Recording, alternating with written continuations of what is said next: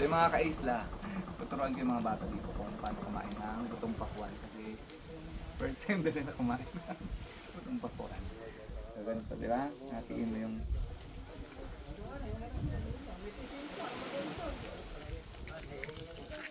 Huwag nyo kainin yung balat ha.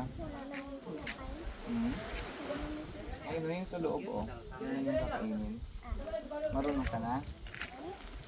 Ikaw, nabuksan mo? Masarap din? Masarap. Masarap yung gutong pakwan. Patingin, patingin. Gantuin mo ang ngipin.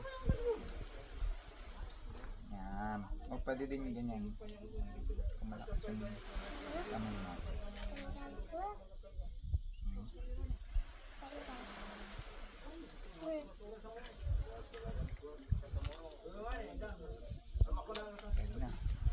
Sa loob niya?